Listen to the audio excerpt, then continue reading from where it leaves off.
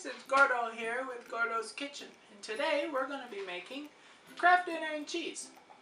Wait a minute. Not that one. Alright, anyway, we're going to make homemade Kraft Dinner and Cheese, alright?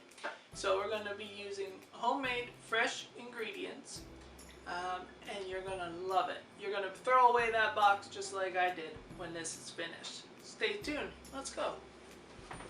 Alright guys, so first thing we're going to do is we're going to start by filling the pot halfway with water. Just any water will do.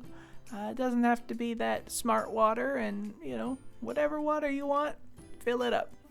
But you only have to do halfway, because if you do it too much, when it starts to boil, it will overflow, and you do not want that because it can cause a fire, or you would have a big mess like I did, okay? I learned many years of experience right here, alright? Anyway, so don't do it. Just don't do it, alright? So we're just gonna boil it. I would say about medium heat. I do mine on full heat because I can handle the heat. I'm built for the heat, you know. I like the heat. But if you can't handle the heat, get out of the kitchen, okay? Because it gets hot.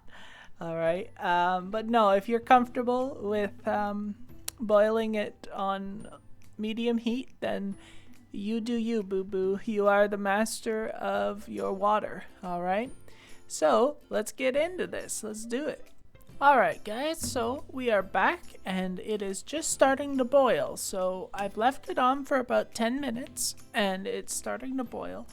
Now don't be alarmed if the water goes down, you know, whatever. Yeah, there I am testing the heat, saying yep, good to go. Now we're going to put some salt in here. Now don't get too salty on me, alright? Just a pinch, you know, a little pinch, alright? Just add it, but be careful because it will bubble up because the salt will react to the heat. So just, you know, be wary of that.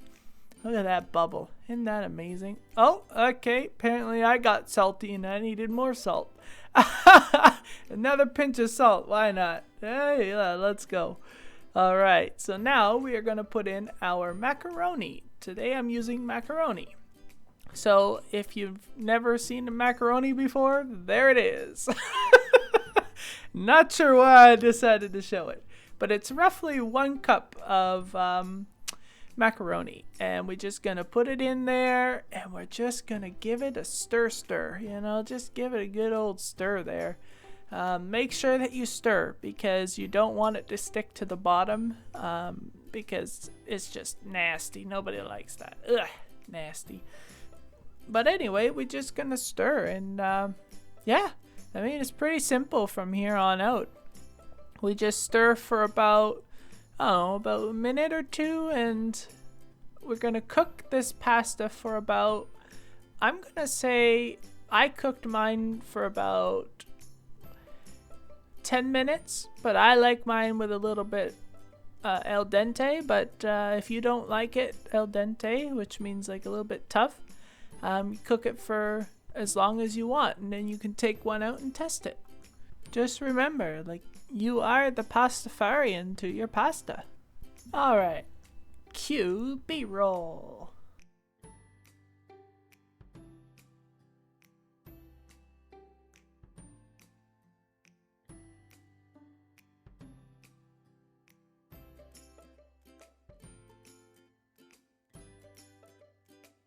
Alright guys, so our pasta is ready. We're gonna take it off the heat and drain it, and then we're gonna fix it all up.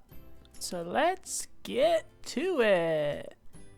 Alright, so now we're just going to add a little bit of milk. I've added, I think, too much milk.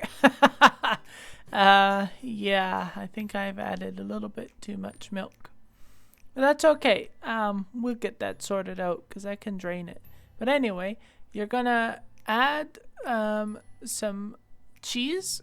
Now I've used about a cup of cheese, grated cheese, but I don't know. You be the judge of the cheese. If you like more cheese, add more cheese. If you like less, add less. But I like a little bit, you know. And it's grated cheese, so you can buy it pre-grated or you can grate it at home. And then you just give it a little bit of whiskey business and just give it a good mix in and make sure that it gets all melted. And it should be said that you want the pasta to be hot still, okay? Because it needs to melt, right? You don't want chunks of cheese in your mouth when you're eating the pasta. Woo! Yeah. Look at that. It looks so good already. Oh, I can't wait. Oh, I can't wait. So here I've taken it off and drained a little bit so that way you know, it doesn't get too milky, because sometimes it can get a little bit milky, I'm not gonna lie. So yeah,